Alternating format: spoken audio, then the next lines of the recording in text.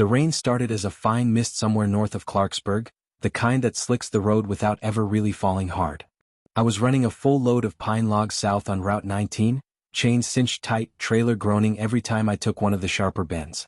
23 years behind the wheel in these mountains, and I still felt the old respect for the road, the way it narrows without warning, the way the shoulders drop straight into laurel thickets and ravines. My name is Ray Whitaker. Most folks just call me Ray. I don't talk much about the bad nights anymore, but this one stays with me like smoke in clothes you can't ever wash out. By 11 the mist had thickened into proper fog, the kind that makes headlights useless except as markers for the edge of the world. I dropped down to 35, kept both hands on the wheel, eyes locked on the faint white line that kept disappearing and reappearing like it was playing a game. The cab smelled of wet boots, old thermoses, and the faint sweet rot of fresh cut wood seeping through the vents. I had the CB on low, Channel 19 Truckers Channel, but it was dead quiet. No smoky warnings, no tired voices trading jokes about dispatch or bad diners. Just the low crackle of open air and the steady thump of tires on wet pavement. Around midnight the static changed. It wasn't clean anymore. Little hitches in it, soft breaks where something almost formed words. I reached over and turned the volume up half a notch. Names. That's what they sounded like. A woman's voice maybe, or an older man's, hard to tell through the distortion, murmuring names slow and drawn out. Ellen. Thomas. Ray. My own name landed like a cold finger on the back of my neck. I told myself it was bleed over from some far-off repeater, or kids with a handheld radio messing around in a basement somewhere. But my pulse kicked up anyway. I laughed once, short and forced, and said out loud, "Come on now." Not tonight. The engine coughed, sharp like it had swallowed a stone. RPMs dropped hard. The tatch needle swung left, gauges flickered once, twice. I cursed under my breath, scanned the fog for a safe place. Up ahead, maybe 3/10 of a mile through the white, the shoulder widened into one of those old gravel pullouts they cut into the hillside back when trucks still used chains every winter. No lights, no reflectors, just a wider patch of gravel and a low guardrail half buried in weeds. I coasted in, tires crunching slow over loose stone, and killed the engine. Silence hit like a door slamming. No wind. No rain tapping the roof. Just the slow drip-drip from the tarp-covered logs and my own breathing loud in the sudden quiet. I sat there a minute, letting my heart settle. Checked the fuel gauge, still half. Air tanks full. Nothing screaming obvious. Probably condensation in the lines from the damp. Happens more than people think. I grabbed the big mag light from under the seat, the one with the red lens so it doesn't kill your night vision, and stepped out. The cold went straight through my jacket. Gravel felt wet and shifting under my boots. I walked around to the driver's side first, swept the beam under the chassis. Nothing leaking, no steam. Moved to the passenger side, popped the hood. The fog pressed in close now, curling around the open hood like fingers. I leaned in, wiping moisture off the fuel filter housing with my sleeve. That's when I heard the footsteps. Slow. Measured. Coming from behind me on the gravel. Crunch, puzz, crunch. Each step matched the rhythm I'd just made walking around the truck, but delayed by half a second, like an echo that learned to walk on its own. I froze, flashlight beam fixed on the engine block. Another step. Closer. My skin tightened all over. I straightened, slowly turned. The pullout was empty. Fog swirled where my headlights cut pale tunnels. No other vehicle. No silhouette. Just trees crowding the edge of the light, black trunks slick and dripping. I swept the beam left, right, nothing but mist and shadow. The footsteps had stopped the moment I turned. I stood there breathing through my mouth, listening. Wind moved high in the branches, rustling leaves, but down here everything was still. Too still. I told myself it was an animal, deer maybe, or a coon crossing the gravel. But deer don't step like that. Not deliberate. Not waiting. I bent back under the hood, fingers clumsy now, checking the lines one more time. That's when the CB crackled inside the cab. Louder, sharper. The whispers came again, clearer this time. A voice, low, almost conversational, repeating names. My name again. Slow, like someone tasting the word. Then another, "Come back." The words trailed into static. I slammed the hood. Harder than necessary. The sound echoed off the rock cut behind me. I backed toward the driver's door, eyes scanning the tree line. That's when the flashlight caught it. 15, maybe 20 feet back, just beyond the reach of the headlights. A shape. Tall and thin. Standing perfectly still. Ragged coat or poncho hanging loose on narrow shoulders, sleeves too long, pants shredded at the cuffs. Face hidden in shadow under a hood or hat, but the eyes caught the beam, wide-set, reflective, glowing briefly like a deer's but unmistakably human. They didn't blink, didn't shift, just held steady on me. I stared. It stared back. No movement. No sound. The fog seemed to thin around it, as though the mist itself was reluctant to touch whatever it was. My heart slammed against my ribs so hard I felt it in my teeth. I fumbled the door handle, climbed inside, yanked the door shut, hit the locks. Hands shaking bad now, I turned the key. Starter whined, once, twice, then caught with a rough growl. Thank Christ. I threw it in drive, eased off the gravel slow so I wouldn't spin out, tires finding purchase on the wet blacktop. I didn't look back right away. Couldn't. Kept my eyes forward, pushing 40, then 45 as the fog began to thin in patches. When I finally risked a glance in the rear view, the shape was still there, smaller now, receding into the white but unmistakable. Standing in the middle of the pullout, unmoving, watching the taillights fade. The whispers on the CB softened as speed built, bleeding into regular static. By the time I hit the long straight near Strange Creek, the radio was quiet again. Normal quiet. I kept driving. Didn't stop again until the pilot outside Beckley, where the lot was bright and full of other rigs. I parked under the lights, killed the engine, and sat there shaking for a long minute before I could make myself get out. I asked around the next few weeks, quiet questions at truck stops, diners, fuel islands along 19. Most drivers shrugged. A few older ones got quiet. One guy, gray beard and a West Virginia accent thick as coal dust, leaned across his coffee and said, "That pullout's been bad since the 70s. Chain-up spot back then. Couple haulers went missing. One found his rig idling days later, doors locked, no driver. Folks say sometimes they come back. Looking.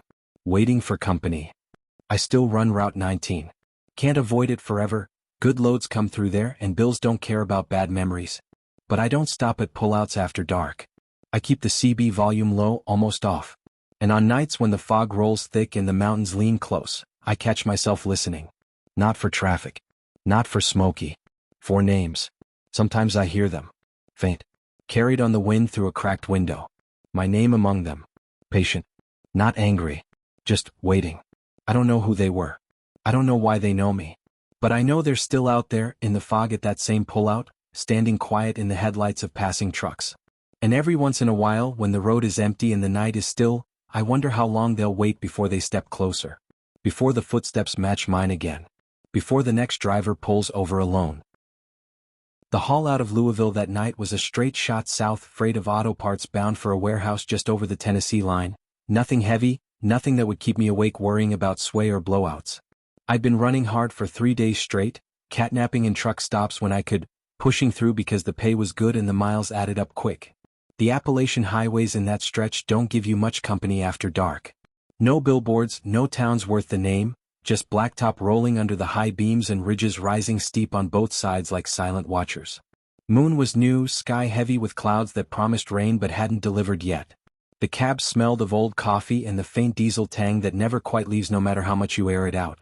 Around 2 the fatigue hit like a wall. Eyes burning, shoulders knotted, that dull ache behind the forehead that means you've been staring at yellow lines too long. I spotted the rest area sign, small pull-off tucked into a hollow, 3 or 4 spaces, a single sodium light flickering overhead like it was on its last legs, concrete block bathrooms long since padlocked. No other rigs parked. Perfect. I eased the truck in, set the brakes, killed the engine. The sudden quiet was loud, crickets, distant wind moving through pines, the tick of metal cooling. I locked the doors out of habit, climbed over the seat into the sleeper berth, pulled the curtain half closed.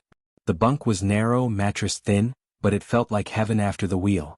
I left the low dash light on, just enough glow to see shapes, and lay back. The hum of the cooling engine lulled me fast. Sleep came shallow and quick. I woke to scratching. Faint at first, like a branch scraping the roof in a breeze. I lay still, listening, half convinced it was nothing. The sound paused, then returned, slow, deliberate, moving along the passenger side now, metal on metal, nails or something harder dragging in short strokes. Not wind. Not random. Rhythmic. Insistent. Like someone testing the seams of the cab, searching for a weak spot. I told myself raccoon, possum, maybe a stray dog nosing around for scraps. Trucks parked remote attract them. But the scratching kept going, patient, circling toward the driver's door. Then it stopped right outside the window above my head. Silence stretched. I breathed slow, shallow, waiting for it to move on. It didn't. Instead came a soft click, metal shifting like a latch testing. The doors were locked, deadbolt thrown. I knew that. Still, a draft slipped in, cold and sudden, carrying the smell of wet leaves and something sour underneath, like unwashed clothes left too long in damp. The curtain stirred faintly. I reached up slow, parted it an inch with 2 fingers. The lot was black beyond the dying light pole. No movement. No shapes. Just empty spaces and the faint outline of trees crowding the edge of the gravel. I let the curtain fall, lay back, heart thudding steady now. Told myself exhaustion was playing games. Closed my eyes. That's when I felt the weight. Subtle at first, barely enough to register. A depression at the foot of the berth, like someone had eased down to sit.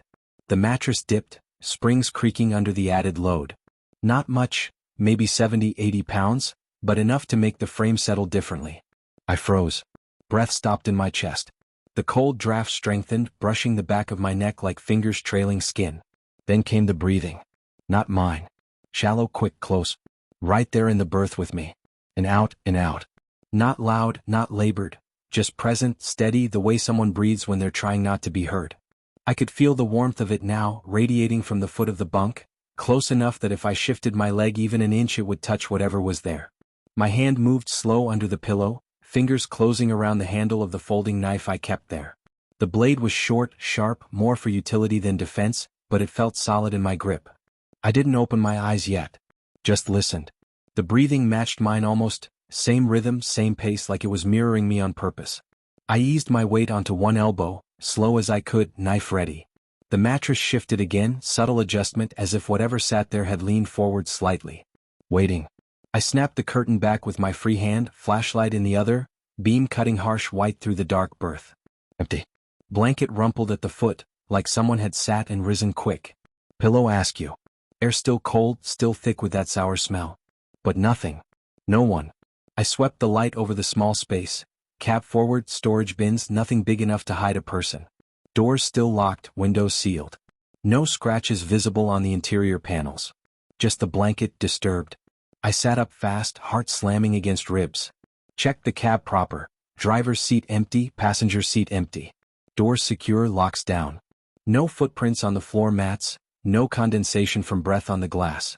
I sat there breathing hard, knife still open in my lap, flashlight beam trembling. Told myself sleep paralysis, hypnagogic hallucination, the mind cracking under too many miles. It happens. Truckers talk about it in low voices at counters. Seeing things, feeling things, waking to presences that vanish when you look. I didn't believe it. Not fully. I climbed out of the berth, started the engine, let it idle while I checked the lot again from the windows. Nothing moved. The flickering light overhead buzzed once, dimmed, steadied. I pulled out slow, gravel crunching under tires and got back on the highway. Kept the cab lights on full, radio up loud, some overnight talk show I didn't care about, just noise to fill the silence. The rest of the run passed without incident. Delivered at dawn, paperwork signed, headed to a diner off the exit to eat before the return leg. I was nursing black coffee, staring at the steam, when the old man slid into the booth across from me. Gray beard, trucker cap faded from years of sweat, eyes sharp under heavy brows. He didn't ask. Just sat. "You look like you seen something," he said quiet. I shrugged, muttered about a long night. He nodded slow, like he'd heard it before. "Rest area up on the ridge," he said. "The one with the bad light. You stopped there?" I looked up. He kept going. "They call him hitchers. Not the thumb-out kind. The ones that ride quiet. Wait for you to sleep. Slip in when you're too tired to notice the door didn't latch right, even when you swear it did. They don't take nothing. Don't hurt you. Just stay. Ride along till you wake up and feel them leave." He sipped his coffee. "Most drivers never see him. Just feel the weight. Hear the breathing. Some wake up and find the blanket moved. Some don't wake up at all, just drive on thinking it was a dream. But it ain't." He leaned in a fraction. "They was people once. Stranded. Left behind. Cold. Tired. Now they wait for company. Someone warm. Someone still breathing easy." I didn't answer. Didn't need to. He finished his coffee, stood, dropped a few bills on the table. "Keep the lights on next time," he said. "They don't like bright. Makes them remember what they lost." I never slept in the berth again without every light burning, cab, sleeper, even the small reading lamp clipped above the bunk. I run shorter legs now, push to motels when I can, pay the extra for a bed that doesn't move. But some nights, when the road's empty and fatigue creeps back in despite the coffee, I catch myself listening. Not for engines. Not for wind. For that shallow rhythm just behind me. For the faint dip of the mattress when I'm too still. It hasn't happened again. Not yet. But I remember the cold draft. The weight. The breathing that matched mine so perfectly it felt like my own lungs had betrayed me. And I wonder if they ever really leave. Or if they just wait, patient, quiet, riding unseen, until the next time a driver pulls into a dark rest area, too tired to notice the small things. A latch that clicks softer than it should, a blanket that shifts when no one's there, a breath that isn't yours keeping time in the dark. I still drive those highways. Still haul through the ridges. But I don't sleep easy anymore. Not out there.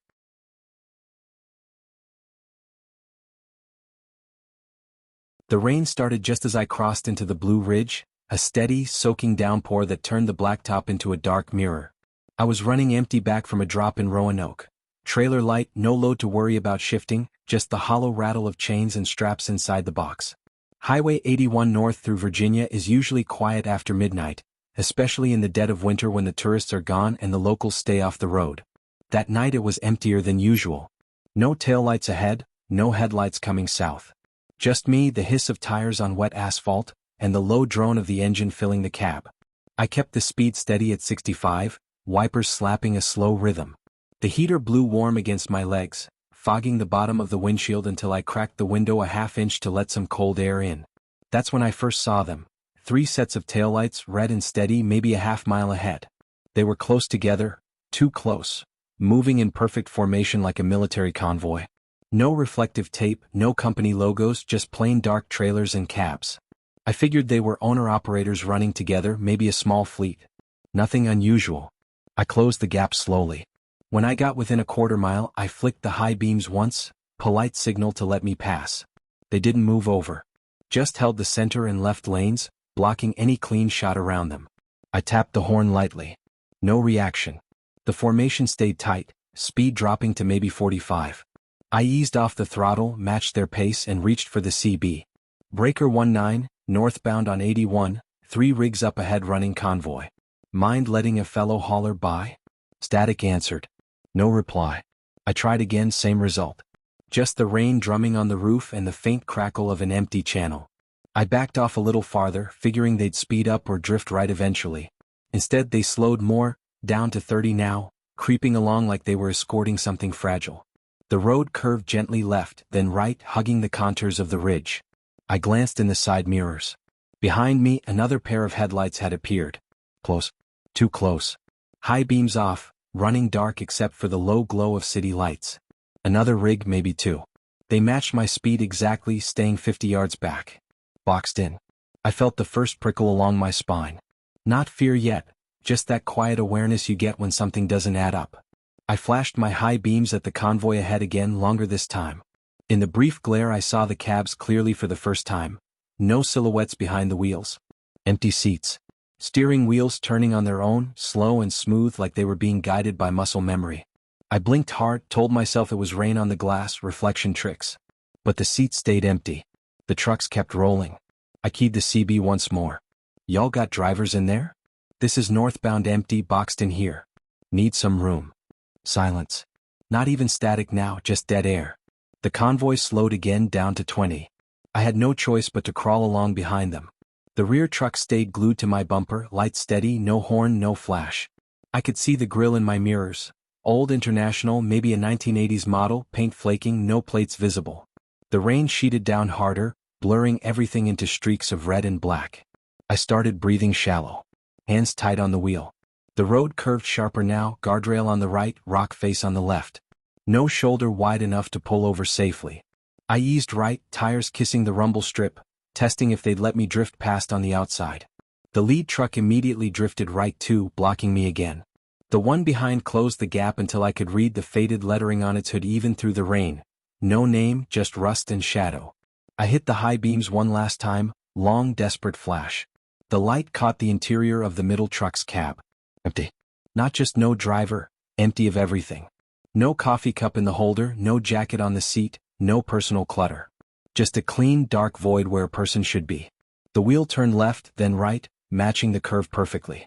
Something cold settled in my chest. I stopped flashing. Stopped honking. Just drove, slow and mechanical, matching their pace. The CB stayed dead. The radio stayed off. All I could hear was rain, my own breathing, and the low rumble of 4 engines that didn't quite sync with mine. We crawled like that for what felt like hours.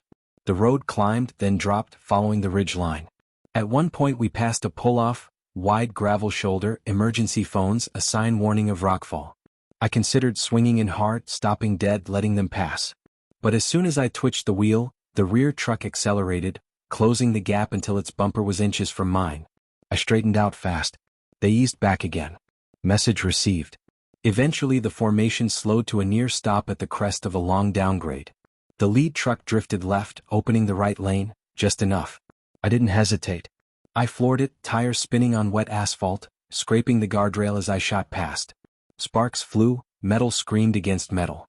I kept the throttle down, watching the mirrors. The convoy didn't speed up. Didn't chase. They just continued their slow procession, taillights receding into the rain like dying embers. I didn't stop until the next way station, 15 miles down the road. Pulled in under the lights, set the brakes, sat there shaking. The scale house was open, one attendant on duty, an older man with a gray beard and a thermos of coffee. I walked up to the window, hands still trembling. "Everything all right?" he asked. I told him what I'd seen. The convoy. The empty cabs. The way they boxed me in. He listened without interrupting, then nodded once. "Seen lights like that before?" he said quietly. "Folks talk about it. Old runs from the 70s, 80s. Trucks that went off the mountain in bad weather. Whole families sometimes. Never found all the pieces. They say the rigs keep rolling, same route, same speed, same formation. Looking for someone to ride along. Fill the empty seats." I stared at him. He shrugged. "Fog plays tricks. Rain too. Could have been reflections, fatigue. But you're not the first to come through here shook up." I didn't argue. Just nodded, signed the scale ticket, and drove the rest of the way in daylight. I still run 81 when I have to. But I don't run it at night anymore. I reroute south through Tennessee, add the extra miles, pay the tolls. Anything to avoid that stretch between Christiansburg and Wytheville. Some nights, though, when I'm on a different highway, empty, wet, late, I catch myself checking the mirrors too often. Looking for red lights that stay too close. Listening for an engine that doesn't quite match mine. Wondering if they're still out there, rolling slow through the rain, waiting for the next driver to fall into formation behind them. I don't know if they're lost. Or lonely. Or something worse. All I know is they didn't chase me that night. They let me go. And sometimes I wonder why. The last light was bleeding out of the sky when I started up the grade out of Spruce Pine, North Carolina, hauling 40 tons of coiled steel south toward Charlotte. The run was routine. Same route I'd driven for years, same paperwork, same radio static on the low bands. But I'd left later than I liked. Dispatch held me up with a last-minute weight check, and by the time I rolled, dusk had already settled into the hollows. The mountains here don't ease you in. They rise sudden and steep, swallowing the horizon. I kept the speed down, engine lugging in low gear, watching the yellow centerline pull me through the first set of switchbacks. Dead Man's Curve sits about halfway up the pass. Everyone calls it that, though the state never bothered with a sign. It's a tight right-hander carved into the side of the ridge, rock wall on the driver's side, nothing but air and treetops on the right. The shoulder is barely wide enough for a pickup, let alone a loaded semi. Wrecks happen here every winter. Black ice, brake fade, hydroplaning in spring rain. I've seen the twisted guardrail posts, the faded crosses nailed to trees lower down. I always take it slow, always drop to third gear, always keep my foot light on the brakes. That evening the road was dry, the air cool and still. I eased into the turn, feeling the load shift just a hair as the coils settled against the chains. Then the engine coughed, once hard like it had swallowed something solid. RPMs dropped to nothing. I stabbed the accelerator, the pedal went soft. No surge, no response. The truck coasted through the apex, momentum carrying it maybe another 80 yards before it rolled to a stop on the crumbling gravel shoulder. Engine dead. Lights still burning. Battery gauge steady. Just silence where the rumble should have been. I sat there a moment, breathing, listening to the cooling ticks from under the hood. Outside, the woods were already dark, pines black against the fading blue. I killed the headlights to save power, grabbed my maglite and the heavy-duty flashlight from under the seat, and stepped down. The night air hit cold, thick with pine resin and something sharper underneath, like old pennies or iron filings. Or blood. I told myself it was just the altitude, the way smells carry different up here. I popped the hood. Steam rose in thin wisps, coolant smell strong. I played the light over the engine bay, hoses intact, belts tight, radiator cap still sealed. No obvious break. I traced the fuel lines with my fingers. Nothing cut, nothing leaking. Starter looked clean. Battery terminals corrosion-free. Everything checked except the simple fact that the damn thing wouldn't turn over. I climbed back in, tried the key. Click. Nothing. Tried again. Same. CB was next. I keyed the mic, kept my voice even. Brake 19, this is eastbound heavy stalled at Dead Man's Curve, mile marker 47, need a tow or a jump, anybody copy? Static hissed back, then, faint, delayed, my own voice echoed from somewhere down the ravine, thin and hollow, like it had been thrown back at me by the cliffs. No breakers. No chatter. Just me talking to the dark. That was when the rustling started. Soft at first. Leaves shifting 20-30 yards into the trees across the road. Then a dry snap, twig underfoot. Another. Slow. Deliberate. I swept the mag light over the tree line. Nothing but trunks and shadow. The sound stopped when the beam hit it, started again when I moved the light away. Like it was watching the light, learning it. My pulse picked up, that slow throb you feel behind your eyes. Bear, I told myself. Or deer. Mountains are full of both. But the steps were too measured, too wide apart. Human gait, almost. I locked both doors, sat back in the seat, kept the beam trained on the woods. Minutes stretched. Then a low sound rolled up out of the trees, not a growl exactly, more like an engine idling through a clogged muffler, rough and uneven. Deep in the chest, vibrating the air. I cut the interior dome light, went dark inside the cab, listening. The sound moved closer, circling now, gravel crunching faintly on the far shoulder. Shapes flickered at the edge of vision, tall, thin, slipping between pines. Not clear enough to identify, but not animal. Too upright. Too patient. I swept the light again. Two sets of eyes caught the beam, high up, silver discs reflecting back, unblinking. Not low to the ground like a coyote or cat. Human height.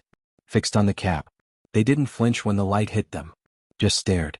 Then gone, swallowed as I jerked the beam sideways. I wiped fog from the windshield with my sleeve, looked again. Nothing. But the rustling kept coming, tighter circles now. Sometimes a low scrape, nails on bark or metal on stone. Sometimes that muffled idle, closer each time. I reached under the seat for the tire thumper, a short length of solid hickory I keep for checking loads. Heavy enough to hurt if it came to that. Knife 2, folding blade in my pocket. I didn't draw either. Just held them waiting. Hours passed like that. The cold seeped through the glass, through the floorboards. My breath fogged the windows. I wiped circles to see out. The shapes kept weaving, never fully in the light, never close enough to make out detail. Just presence. Wait. Intention. I tried the CB again. Same echo.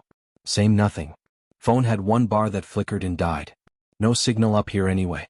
I sat with my back against the door, flashlight dimming on its last set of batteries. The circling never stopped. Sometimes it paused right at the tree line, close enough I could hear shallow breathing, not mine, syncopated with the wind. Sometimes it retreated, only to start again from a different angle. Dawn came slow, gray light leaking through the pines like smoke. First the rustling faded, then the low rumble, then silence. Birds started, normal mountain sounds, jays and crows. I waited another half hour, listening to nothing but my own heartbeat. Finally turned the key. The engine caught on the first try, smooth, no hesitation. Gauges normal. No codes. I eased off the shoulder, tires crunching gravel, and took the rest of the pass in low gear, eyes flicking to the mirrors every few seconds. 20 miles down I pulled into a truck stop with a service bay. The tow driver who answered my earlier call showed up anyway. Local guy, gray beard, Carhartt jacket. He looked under the hood while I told him what happened. Didn't interrupt. Just listened. When I finished he pointed to the fuel line running along the frame rail, clean slice, straight as a razor cut, no fraying, no tearing. Somebody took a blade to it, he said quiet. While you were checking the radiator, most likely. They wait for breakdowns. Stranded haulers. Easy pickings. He didn't say more. Didn't have to. We towed the rig to his shop in Burnsville. Mechanic confirmed it, deliberate cut, professional. While they spliced a new line, I sat in the diner across the street, coffee going cold in the cup. Two old men at the counter were talking low.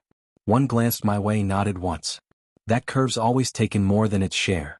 Folks say the ones who went over never really left. They just wait for company when someone's stuck alone after dark. The other man grunted agreement. I didn't ask questions. Didn't want the answers. I still run these mountains. Can't afford not to. But I don't take Dead Man's Curve after sunset anymore. I reroute if I have to, add hours, pay the extra fuel. I carry spare fuel line, extra fuses, a second battery, heavy flashlight, and a can of bear spray I hope I never need. Every time I approach that bend now, even in daylight, I slow way down. I watch the tree line. Sometimes I think I see them again, high glints in the shadows, unblinking, patient. Waiting for the next engine to quit, the next driver to step out alone. I don't know what they were. Scavengers, like the tow driver said, people who live back in the hollers watching the road for easy marks. Or something older. Something that's always been in these hills, blending with the dark until the road delivers someone helpless. Either way, they left something behind. Not scars on my skin. Something heavier. A certainty that the quiet stretches between towns aren't empty. They're occupied. And sometimes they wait. Late at night, when the house is still and the wind moves through the pines outside my window, I still hear it, faint, distant, that low, muffled idle. Not an engine. Not an animal. Just waiting. Patient. For the next time the road goes quiet and someone stops just long enough. The fog came down off the Cumberland Plateau like it owned the road, thick and slow, swallowing the yellow lines of I-40 as soon as I crossed the state line into Tennessee.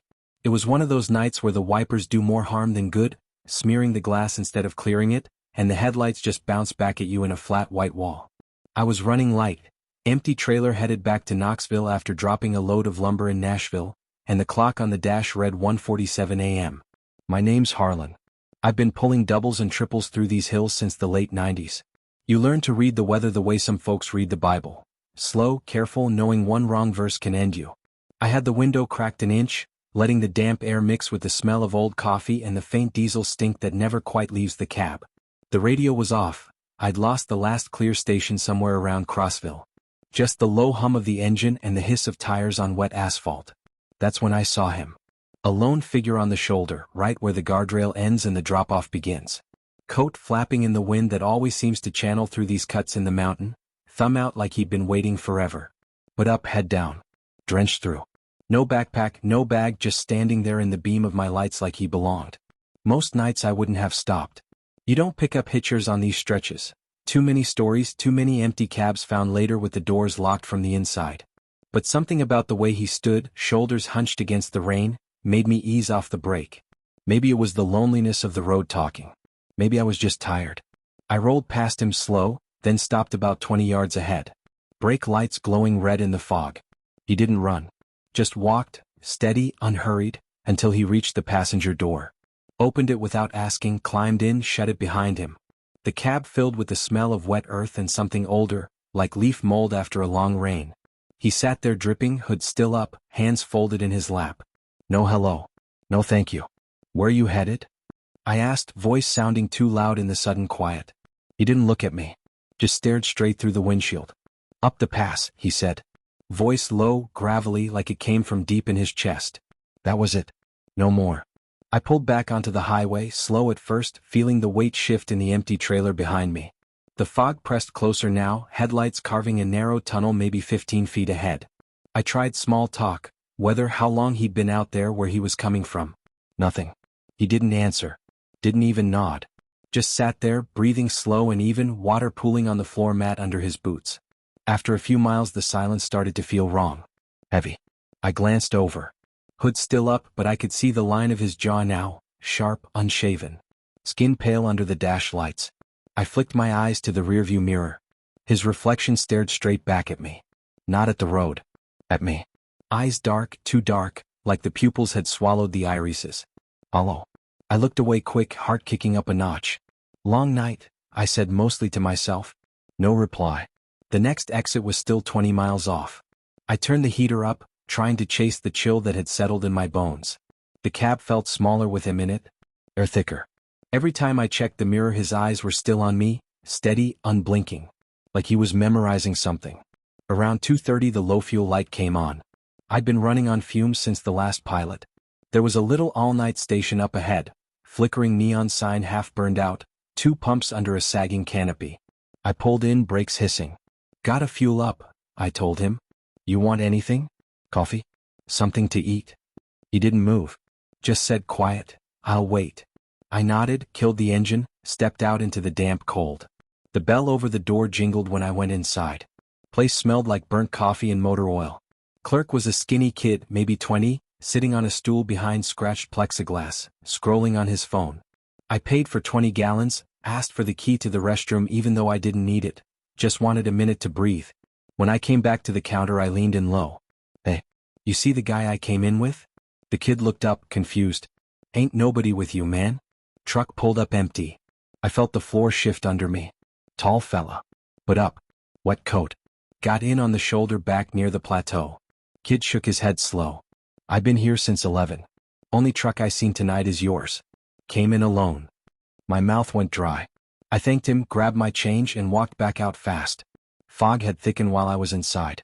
The pump lights made weak yellow pools. I approached the rig from the passenger side first. Door still shut. Looked through the window. Seat empty. No one there. I opened the door anyway. Smell of wet earth hit me again, stronger now. On the passenger seat, right where he'd been sitting, was a single muddy handprint. 5 fingers splayed, pressed deep into the vinyl like someone had braced themselves hard. The print was still wet, edges glistening under the dome light. I stood there staring at it for a long minute. Then I climbed in, locked both doors, started the engine and pulled out without looking back. I drove the rest of the way white-knuckled, eyes flicking between the mirrors and the empty seat beside me. Nothing appeared. No footsteps on the shoulder. No figure in the fog. But the handprint stayed. I tried wiping it with a rag. Nothing. Tried cleaner at the next stop. Still there, faint but clear like it had soaked into the material. I even sanded the spot once, thinking I could cover it. The print came back through the new paint, same shape, same depth.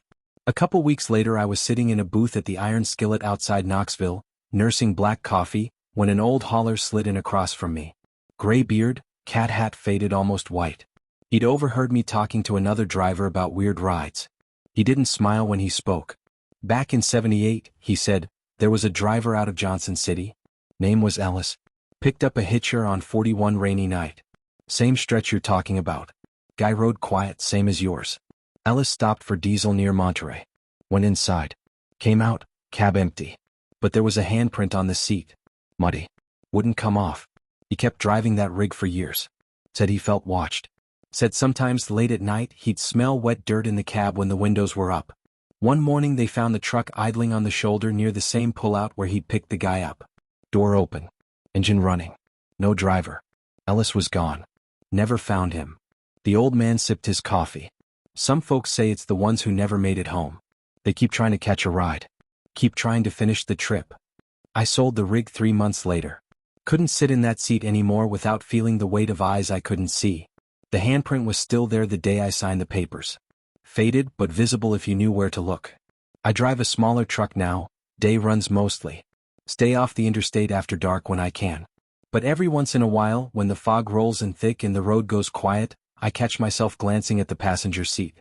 Half expecting to see wet footprints on the floor mat. Half expecting to hear that low voice again.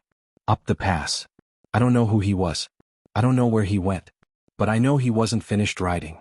And sometimes when the night is still and the mountains press close, I wonder if he's still out there, walking the shoulder, coat flapping, thumb out, waiting for the next set of headlights to slow down. Waiting for someone else to finish what he started.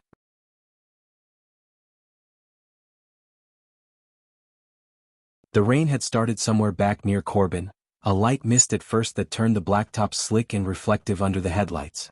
I was running empty north out of Hazard, headed back to Lexington for the next load.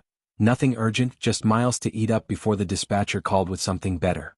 The highway was one of those old state routes that the maps still show in red but feel forgotten. Narrow shoulders, no median, ridges pressing in close enough that the trees sometimes met overhead like a tunnel. No traffic after 10, just the occasional deer eyes flashing in the beams and vanishing. CB was on low, channel 19 mostly dead except for the static hiss and the faint skip from distant rigs talking weather or directions. I like it quiet on these runs. Gives you room to think or not think, whichever comes easier after too many days out. The voices broke in around 1:30. At first it was just fragments. Help? Off the shoulder, muffled like someone talking through a towel. I turned the squelch up a notch, listening. A woman's voice, thin, tired. Mile marker 47, ravine, please. Then a man cut in, deeper, calmer but edged with something raw. Coordinates 37.82, northbound, You see the turnout. I sat up straighter. My route. Empty trailer. Northbound. The description fit too clean, like they'd been watching the road signs go by. I keyed the mic. Breaker, this is northbound empty on 421. You got an emergency? My own voice came back faint, echoing off the hills, but nothing answered. Just the loop starting again, word for word, same plea, same coordinates. I told myself it was Skip, some old emergency call bouncing off the ionosphere, replaying on a bad repeater. Happens more than people admit. Still, the hair on my arm stood up. I reached over, twisted the volume down to nothing. Silence settled heavy. Just the wipers slapping once every few seconds, the engine drone, wind whistling through the vent seals. I kept driving, slower now, eyes flicking to the mile markers counting down.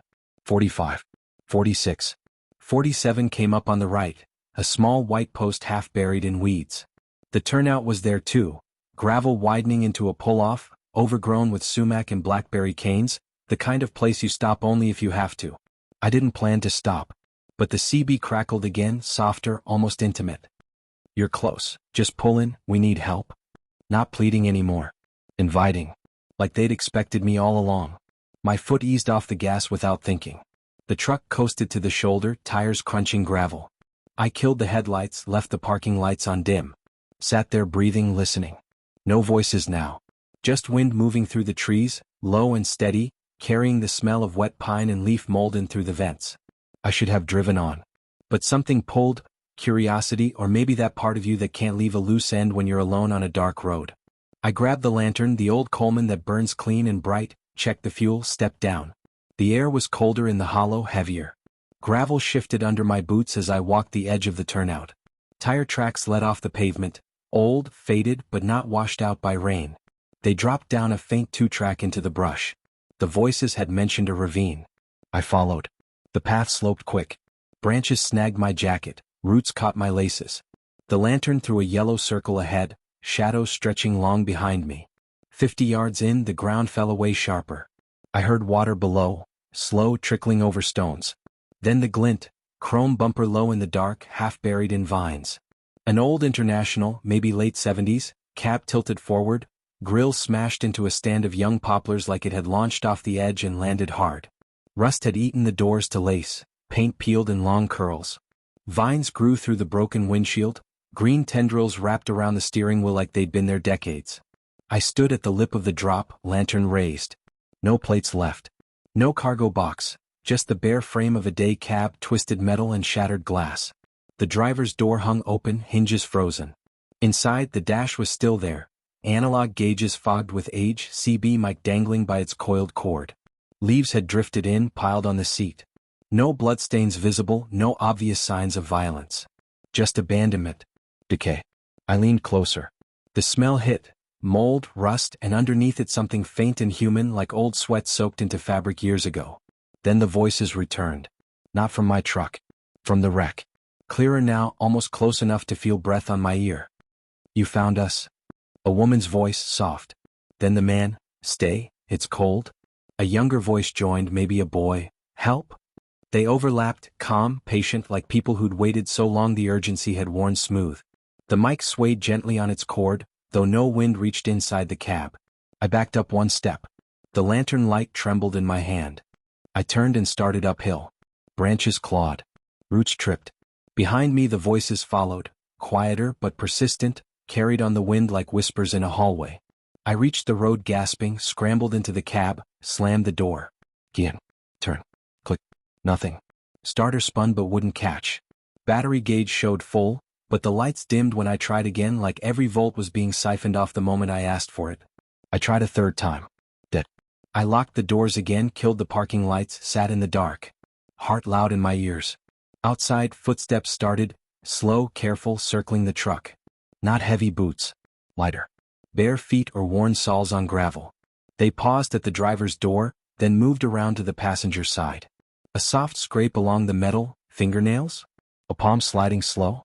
Then back. Never hurried. Just patient. Circling. Waiting. I didn't move. Didn't speak. Just listened as the footsteps kept their slow orbit. Sometimes they stopped for long minutes as if listening back. Sometimes a low murmur drifted up, words too soft to catch, like conversation from another room. The cold seeped in through the floorboards, through the glass. My breath fogged the windshield in small clouds. Hours passed. The footsteps never tried the doors. Never sped up. Just circled, steady as a clock. Dawn came gray and thin. Light filtered down through the trees, turning the world flat and ordinary again. The footsteps faded, first farther apart, then gone. Birds started. Normal sounds. I waited another half hour, muscles cramped, eyes burning. Tried the key. Engine caught on the first turn, strong and smooth. Lights bright. Battery normal. I pulled onto the highway without looking back. Didn't stop until I reached a truck stop in Berea with floodlights and people moving. I never filed a report. Never told the dispatcher why I was late. What would I say? A wreck that talked back? Voices that knew my route? The tow driver I finally asked about it just nodded slow. Yeah. That's the one from 82. Whole family, man, wife, 2 kids. Fuck. Went off at speed. Never found all the bodies clean. Animals scattered what was left. He paused, looked at me steady. Some say the old repeater down in that hollow still picks up echoes. Folks answer they stay. Truckers call it the graveyard channel. You talk back, you're part of the loop. I mute the CB now on those stretches. Volume 0. Squelch maxed. But some nights, when the ridges close in and the road empties out, I catch my hand drifting toward the mic anyway. Not to speak. Just to listen. In case the voices are still there. In case they're still waiting. I don't know if they're angry. Or lonely.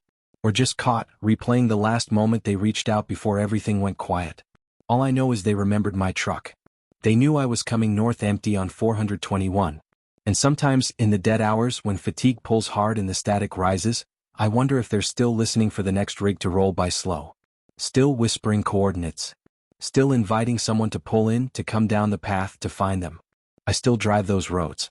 Still haul through the hollows. But I don't answer anymore. Not out loud. Not yet.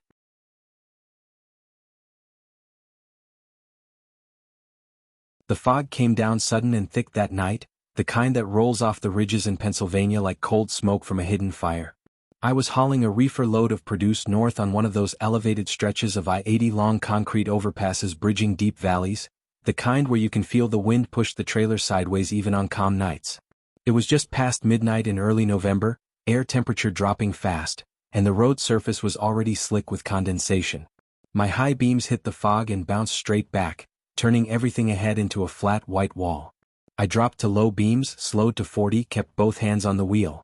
No radio, no CB chatter. Just the low hum of the reefer unit and the wet hiss of tires. I'd been running these mountains for years. You learn the feel of them, the way the fog pools in the low spots, the way headlights reflect off wet guardrails like eyes watching from the dark. I figured it was just another slow crawl through the soup until the first set of lights appeared in the mirrors. Twin high beams, close. Too close. They materialized out of nothing, maybe 100 yards back, cutting sharp through the fog like knives. No flash of brakes, no horn, just steady acceleration. I eased the rig right, hugging the shoulder, giving them room to pass.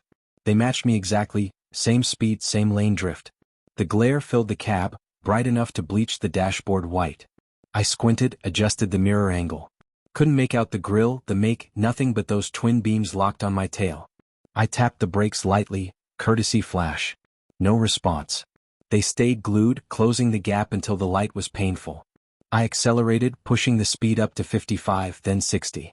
The overpass curved gently left. I felt the trailer sway as I leaned into it. The lights stayed with me. No engine roar I could hear over my own, no diesel whine, just relentless pursuit. Silent. Mechanical. I glanced at the speedometer, 68 now, faster than safe in this visibility. They matched it without effort. I keyed the CB, voice low. Northbound reefer on 80, mile marker 112, got a tail riding close. You see me, give a flash. Static. Nothing. I tried again. Dead air. The fog thickened. My beams barely reached 20 feet. The road narrowed, 2 lanes, concrete barriers on both sides, no shoulder worth using. I drifted right again, tires kissing the rumble strip. The lights drifted with me. I drifted left. Same thing. They weren't passing. They were hurting. Heart rate climbed. I felt sweat under my arms despite the cold. I pushed harder, 70 now, watching the mirrors. The beams never wavered. No sway, no bobble, just perfect tracking. In one brief clear patch I caught a glimpse. Dark cab, no silhouette behind the wheel, windows black as voids. The truck itself looked old, boxy, angular like something from the late 70s, but clean, no rust, no damage. Just rolling. I spotted an exit ramp ahead, faint green sign glowing through the murk. State route, secondary road dropping down into the valley. I signaled right, eased over. The lights followed instantly, anticipating the move, closing tighter. I aborted, jerked back into the travel lane. They eased back a fraction, maintaining distance again. Testing me. Another exit appeared, older, narrower, marked for local traffic only. I waited until the last second, then cut hard right, tires squealing on wet concrete. The ramp dipped sharp, steep downgrade, blind curve at the bottom. I downshifted, engine braking, praying the reefer wouldn't jackknife. In the mirrors the twin lights followed without hesitation, taking the ramp smooth, no brake lights, no hesitation. The road leveled out, turned to cracked two-lane blacktop flanked by guardrails and dense pine. Fog lay heavier here, pooling in the low spots. I pushed the speed again, 60-65, watching for a turnout, a wide spot, anything. Nothing. Just the road narrowing, trees closing in. Then the bridge appeared ahead. Old steel truss, 2 lanes, rusted railings, no lights. The sign said weight limit 36 tons. My rig was pushing 40 loaded. I'd crossed it before in daylight, barely, but never at speed, never in fog like this. The lights behind accelerated. First time they'd closed aggressively. The glare swelled, filling the cab, blinding. I had no choice. I floored it toward the bridge, tires spinning for traction. The structure loomed, narrow, long, drop on both sides into black nothing. I hit the span doing 70, wind howling through the open vents, trailer swaying hard. The pursuing lights stayed glued, maybe 30 yards back now, high beam steady. Halfway across I slammed the brakes, hard, controlled panic stop. Tires locked, ABS chattered, trailer pushed forward trying to jack. I fought the wheel, kept it straight. The rig shuddered to a halt inches from the far railing. Engine idling rough. I sat there breathing hard, staring at the drop beyond the beams. The twin lights stopped too. Perfectly. No skid, no sway. Just there, 50 feet back, bright and unblinking. I waited. No movement. No doors opening. No horn. Just the fog swirling between us and those lights burning holes through the night.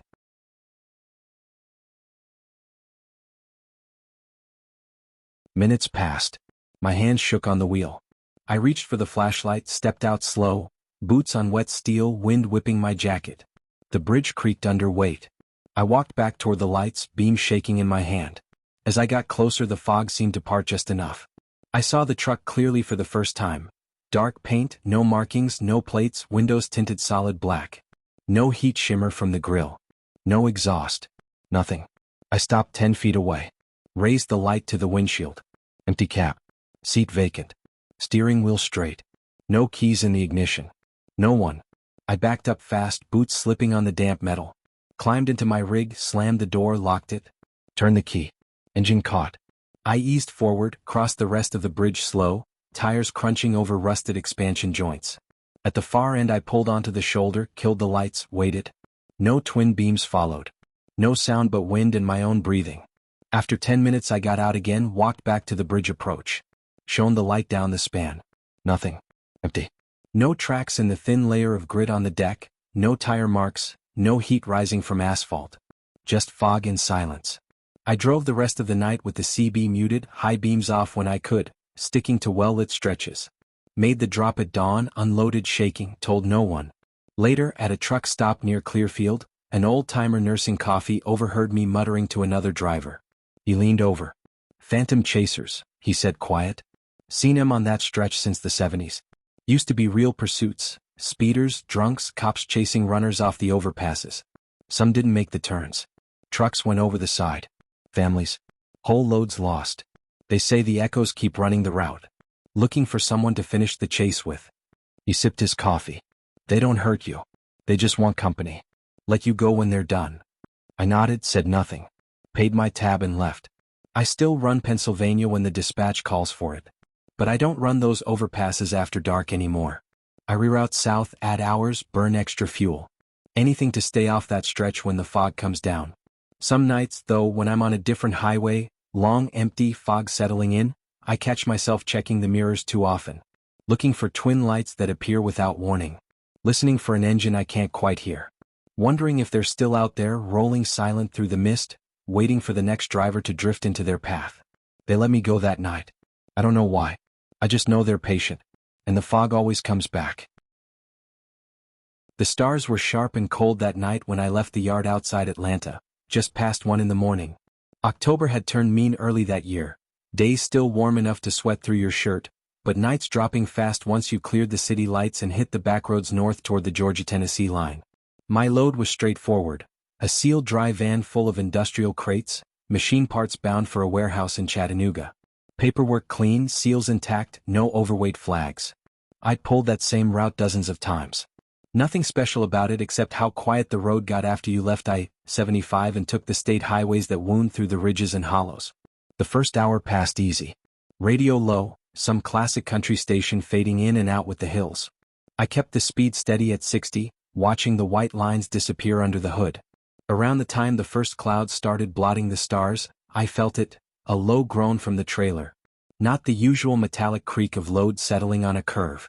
Deeper. Slower. Like something heavy had shifted and then settled again with purpose. I checked the mirrors. Trailer riding level, taillight steady, no sway. Probably just the wind catching the box, I figured. Kept driving. 10 minutes later it came again. Longer this time. Followed by a single, deliberate thump against the front wall of the trailer, like a palm pressing flat, testing. I turned the radio off completely. Listen. Silence for a mile, maybe 2. Then another thump. Slower. Heavier. The rhythm wasn't random. It matched something human. Inhale. Thump. Exhale. Thump.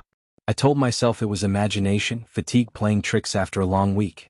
But the sound kept pace with the engine drone, insistent. Rain started then, fat drops at first, then steady sheets that turned the asphalt black and slick. I pulled off at the next turnout I saw, a gravel-wide spot half hidden by pines, used mostly by deer hunters and the occasional logger. No lights, no signs of life. I set the brakes, killed the engine, and sat in the sudden quiet except for rain drumming the roof. Grabbed my flashlight and stepped down. The air smelled wet pine and diesel exhaust. I walked the length of the trailer, boots crunching wet gravel, shining the beam along the undercarriage, then up at the rear doors. Seal unbroken. Padlock still clicked shut. No pry marks, no fresh scratches. Climbed the ladder on the side, unlocked the hasp, eased the right door open just wide enough to aim the light inside. The crates stood stacked floor to ceiling on pallets, shrink-wrapped tight, labels facing out. Heavy machinery components, handle with care. No gaps big enough for a person. No disturbed plastic. No footprints in the dust on the floor. Just the faint smell of cardboard oil and something warmer underneath it. Musky, almost like unwashed clothes left too long in a closed room. I stood on the ladder a long minute, breathing shallow, waiting for movement. Nothing. Closed the door slow, relocked it, double-checked the seal. Back in the cab I wiped rain from my face and sat with the keys in my hand, listening. The rain kept falling. No thumps. No groans. I started the engine and pulled back onto the road. The sounds returned almost immediately, thumps first, then the breathing. Softer now, filtering through the thin metal partition between cab and cargo. And out. Steady. Close. Like someone sitting just behind my headrest, exhaling through parted lips. I cranked the heater fan high, tried to drown it with noise. Didn't help. The sound cut clean through. I pushed harder, running the wet curves faster than I should have. The breathing kept time, never rushed, never panicked. Just there. Present. After another stretch of empty highway the thumps moved, higher now, against the roof of the trailer. Muffled impacts like palms pressing upward, sliding, searching for give in the metal. I pictured hands, long, pale, fingertips dragging slow across the ceiling, feeling for seams, for weakness. My grip tightened on the wheel.